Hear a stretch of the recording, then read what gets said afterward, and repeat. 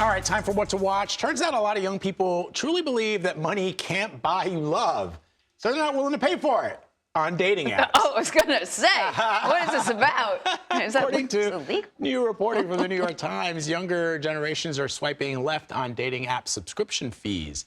Edward Moreno wrote that article. He's a business reporter for the New York Times, and he joins us now. So, Edward, in your piece, you interview an 18-year-old NYU student who said it would give her an ick, I-C-K, the icks, to know someone paid for a dating app subscription. So why are young people turning away from paid subscriptions? Is it, and I think we should sort of clarify how they're using it, right? Somebody today, not to get too far from the subject, but Dr. Celine Gounder was on our show on CBS Mornings and talked about how dating pools have changed in recent years because of subscription dating apps. And so if you were looking to use the dating app just for a hookup, well, I can see why you might not want to pay for it. But if you're really looking for love, why not? Yeah, so this is an age where there's truly an app for everything, especially for young people. And all of those apps are competing for you to pay for some sort of premium subscription for it. And when it comes to dating, young people have less disposable income, less urgency to find a partner, and also other opportunities to meet people online and offline. And that's a really big problem for dating companies because young people are the biggest pool, the largest dating pool, ergo the largest group of potential customers. Yeah, you know, the challenge for these dating platforms is they weren't making any money, right? And they were growing up now, right? So I remember when Bumble went public, it was like a lot of fanfare. And then basically the stock's been nosediving ever since. And so you've got paywalls, you've got subscription models, anything to make money. But I was reading a little comment on Reddit under the dating app subreddit, and a guy said, these platforms make me more superficial than I really want to be. Like he felt like, or maybe they expose your superficiality in a way that you never expected. But they force you to sort of whittle people down to like just a handful of data points before you can move on. And he didn't like that feeling. And like you said, young people have options. So are they looking toward other platforms to make these connections now? Yeah, so 10 years ago, the swipe aspect of Tinder was really novel, and that's kind of what brought all of these apps a lot of success.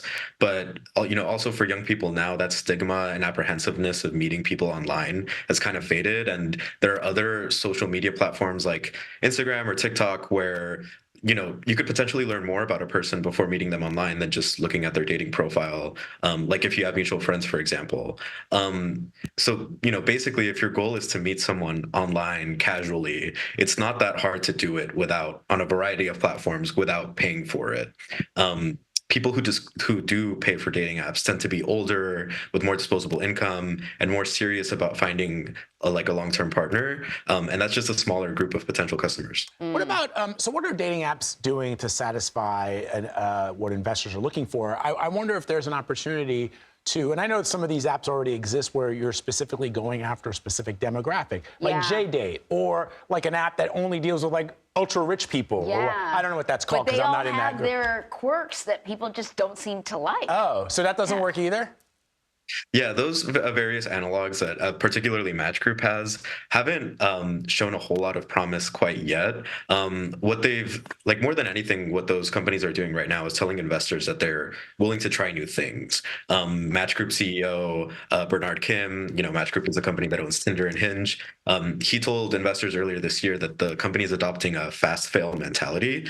So it just kind of seems like this year the companies are trying to, just throw everything they can at the wall and see what sticks. They brought in new leadership, and those people have proposed new ideas that kind of get at those reasons that younger people like different platforms. So things like pushing for profile verification and giving people more personalized profile options.